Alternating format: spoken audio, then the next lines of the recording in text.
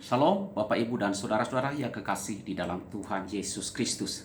Kita bertemu lagi di dalam renungan firman Tuhan bersama saya Guru Injil Atongai. Sebelum kita membaca dan merenungkan firman Tuhan, marilah kita berdoa memohon pertolongan Tuhan. Bapa di sorga, kami bersyukur kepadamu.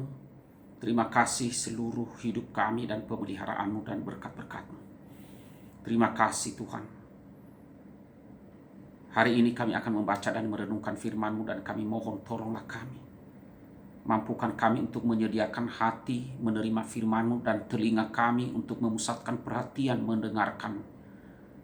Tuhan, tumbuhkanlah iman kami dan oleh Roh-Mu agar kami mampu mengerti dan beriman percaya kepadamu. Ampunilah segala dosa kami, ya Tuhan.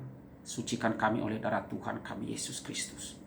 Di dalam nama Tuhan Yesus kami berdoa. Amin. Bapak, Ibu, dan saudara-saudara yang kekasih di dalam Tuhan Yesus, firman Tuhan yang akan kita renungkan pada hari ini, saya ambil di dalam Matius 15, ayatnya yang ke-32 sampai dengan ayat yang ke-39. Firman Tuhan berbunyi demikian. Yesus memberi makan 4.000 orang. Lalu Yesus memanggil murid-muridnya dan berkata, "Hatiku tergerak oleh belas kasihan kepada orang banyak itu. Sudah 3 hari mereka mengikuti aku dan mereka tidak mempunyai makanan. Aku tidak mau menyuruh mereka pulang dengan lapar. Nanti mereka pingsan di jalan." Kata murid-muridnya kepadanya, "Bagaimana di tempat sunyi ini kita mendapat roti untuk mengenyangkan orang banyak yang begitu besar jumlahnya?"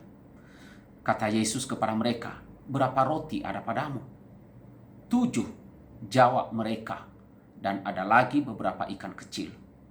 Lalu Yesus menyuruh orang banyak itu duduk di tanah. Sesudah itu ia mengambil ke-7 roti dan ikan-ikan itu, mengucap syukur, memecah-mecahkannya dan memberikannya kepada murid-muridnya. Lalu murid-muridnya memberikannya pula kepada orang banyak. Dan mereka semua makan sampai kenyang. Kemudian orang mengumpulkan potongan-potongan roti yang sisa, 7 bakul penuh. Yang ikut makan ialah 4.000 laki-laki, tidak termasuk perempuan dan anak-anak. Lalu Yesus menyuruh orang banyak itu pulang. Ia naik perahu dan bertolak ke daerah Magadan. Demikian firman Tuhan yang kita renungkan pada hari ini.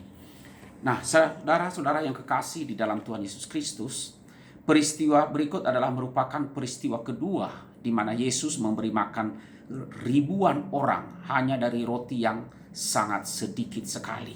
Sekali lagi, yang menggerakkan Yesus adalah belas kasihan kepada banyak orang atau orang banyak. Nah, betapa besar belas kasihan di dalam hati Yesus. Dia sangat mudah tergerak oleh belas kasihannya untuk melakukan sesuatu. Ini belas kasihan yang sejati. Tuhan Yesus bertindak karena digerakkan oleh belas kasihan. Belas kasihan tanpa tindakan ialah belas kasihan palsu. Tindakan tanpa belas kasihan juga adalah tindakan pura-pura. Belas kasihan Yesus juga tidak hanya mencakup keadaan rohani dari umatnya saja. Dia juga sangat memperhatikan keadaan fisik mereka. Tuhan Yesus tidak hanya sedih melihat kedegilan hati atau kebusukan rohani nurani orang-orang Israel saja, tetapi dia juga sedih karena keadaan fisik umatnya. Tuhan Yesus tergerak oleh belas kasihan karena melihat orang yang lapar. Di manakah belas kasihan kita? Tindakan apa yang kita lakukan karena didorong oleh belas kasihan itu? Saudara, kita perlu belajar menyesuaikan hati dan perasaan kita untuk selaras dengan hati dan perasaan Tuhan Yesus Kristus. Nah, saudara, di ayat 33, para murid Yesus yang telah menyaksikan sendiri Yesus memberi makan 5.000 orang dari 5 roti dan 2 ikan, masih juga belum mengerti bahwa Yesus sanggup memberi makan kepada orang banyak itu. Mereka masih bingung bagaimana mendapatkan roti di tempat sunyi untuk 4.000 orang lebih. Mengapa mereka masih bingung, saudara? Itu susah atau sulit dijelaskan. Bahkan setelah mujizat ini pun mereka masih bingung, masih belum juga mengerti. Tetapi saudara, ketidakmengertian para murid ini harus menjadi bahan renungan bagi setiap kita. Ya, setiap kita. Apakah kita lebih baik daripada murid-murid Yesus ini? Ya, betapa sering kita melangkah dalam hidup dengan penuh kegentaran dan takut tidak ada roti, tidak ada makanan. Kita takut kurang uang, kita takut tidak ada jaminan di masa depan, kita takut tidak bisa membiayai gaya hidup yang baik, kita takut tidak cukup penghidupan bagi keluarga. Kita pun semua tidak tahu dari mana mendapatkan roti atau makanan di tempat yang gersang dan sepi. Kita lupa seperti para murid. Ya, kita lupa bahwa Allah pernah memberi makan 5.000 orang dan 4.000 orang. Kita lupa bahwa Allah pernah memberi makan seluruh bangsa Israel di padang gurun selama 40 tahun lamanya. Kita lupa bahwa Allah menumbuhkan pohon-pohonan dari bumi dengan hanya memerintahkan agar mereka tumbuh. Kita lupa bahwa firman-Nya menyebabkan segala sesuatu ada dari tidak ada. Tetapi kita berani menghakimi kedegilan hati para murid Yesus yang tidak juga percaya bahwa Yesus sumber pemeliharaan bagi 5.000 orang dan 4.000 orang yang mengikuti Dia. Nah, saudara-saudaraku yang kekasih dalam Tuhan, dengan penuh kesabaran Tuhan Yesus berkata kepada murid-muridnya, ya, untuk mencari makanan yang ada pada mereka, atau untuk memberikan makanan yang ada pada mereka. Saudara, Tuhan mengerjakan mujizat dengan memakai apa yang telah lebih dahulu Dia berikan kepada kita. Itu yang Ia lakukan kepada murid-muridnya. Apa yang telah Ia percayakan, berikanlah itu kepada Tuhan, dan Dia akan memberkatinya untuk menjadi berkat bagi banyak orang.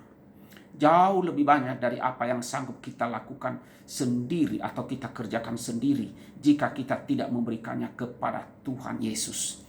Maka kali ini saudara, terkumpul 7 roti dan beberapa ikan.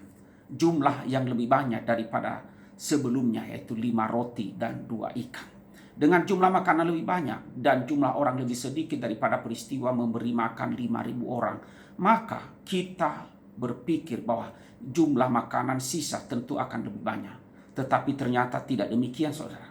Jika peristiwa memberi makan 5.000 orang menyisakan 12 keranjang, sekarang atau kali ini hanya menyisakan 7 keranjang. Jadi saudara, Tuhan Yesus memberkati sesuai dengan apa yang menjadi kebutuhan. Tuhan tetap memberi kepada mereka dengan limpah, tetapi tidak menjadi terlalu berlimpah hanya karena jumlah roti yang lebih banyak dan jumlah orang yang lebih sedikit. Meskipun Dia memberi dengan limpah, tetapi tetap berdasarkan keperluan mereka. Nah, di sini juga harus menjadi perhatian kita bahwa orang-orang yang diberi makan adalah orang-orang yang berbondong-bondong mengikut Yesus karena mereka sakit. Bahkan dikatakan tadi mereka sudah mengikuti selama 3 hari 3 malam. Mereka berjalan begitu jauh di dalam keadaan sakit. Sebagian berjalan begitu jauh sambil membawa teman atau keluarga mereka yang sakit. Ini adalah pemandangan yang sangat memilukan hati. Betapa sengsaranya hidup manusia jika Tuhan meninggalkan mereka. Betapa bahagia jika di dalam sakit sekalipun ada Yesus Kristus yang memberi penyertaan dan pimpinannya kepada kita. Sama dengan 5.000 orang yang mengikuti Tuhan Yesus karena ingin disembuhkan olehnya. 4.000 orang ini pun mengikut Yesus karena mereka mau mendapatkan kesembuhan. Dan sama seperti 5.000 orang itu tidak disuruh pulang dengan perut kosong. Demikian juga Tuhan Yesus, ya. Untuk 4.000 orang ini diberi makan oleh Tuhan Yesus. Karena tanpa mujizat dari Yesus Kristus, tidak mungkin mereka mendapatkan makanan dari daerah sekeliling mereka. Nah saudara, mengapa mereka ada di tempat yang sangat sunyi seperti ini? Karena mereka mengikuti Tuhan Yesus yang ingin menyendiri di tempat sunyi untuk berdoa kepada Bapaknya di sorga. Tetapi meskipun Tuhan Yesus tidak ingin bertemu siapapun karena ingin memiliki saat sendiri dengan Bapa di sorga dengan murid-muridnya, perasaan belas kasihannya kepada orang banyak membuat Dia tetap mau melayani ribuan orang yang datang mengikuti Dia. Nah saudara, apakah 4.000 orang yang datang itu tahu siapa Dia? Mungkin saja tidak, saudara. Mungkin hanya sebagian kecil saja yang tahu. Mungkin banyak dari mereka hanya ingin sembuh, tidak ingin tahu hal-hal yang lainnya. Ya, tetapi Tuhan Yesus berbelas kasihan kepada mereka. Dia menyembuhkan mereka dan memperhatikan kebutuhan mereka akan makanan. Nah, ini adalah pernyataan kedua kali dari Tuhan Yesus Kristus bahwa Dia adalah Allah yang memelihara kehidupan manusia. Dia adalah Allah yang memelihara umatnya sehingga umatnya cukup dalam segala sesuatu, bahkan berkelimpahan. Dia memperhatikan segala kebutuhan umatnya. Nah, apakah ini berarti Dia harus selalu memberi hingga selalu ada sisa makanan berlebih di dalam kehidupan kita? Tidak. Setiap tanda mujizat Yesus adalah bayang-bayang dari penggenapan kerajaan Allah di dalam kedatangannya yang kedua kali nanti. Pada waktu itulah tidak ada lagi kesusahan, tidak ada penderitaan, tidak ada air mata. Sakit penyakit, bahkan maut tidak akan ada lagi.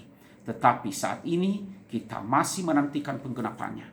Kita diingatkan lagi bahwa meskipun kerajaan Allah belum secara final dinyatakan di dalam dunia ini, tetapi Tuhan Yesus tidak pernah gagal memberikan penyertaan, pemeliharaan, dan berkat-Nya untuk memelihara umat-Nya.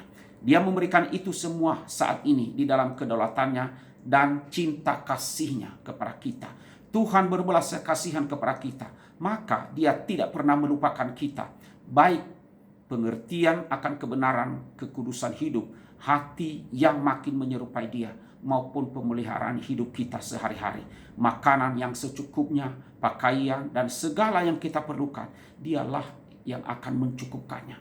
Tuhan tidak pernah melayani kerakusan dan keserakahan hidup siapapun, tetapi Dia rela memberikan pemeliharaannya bagi kita, sehingga kita tidak akan kekurangan apapun oleh karena Dia.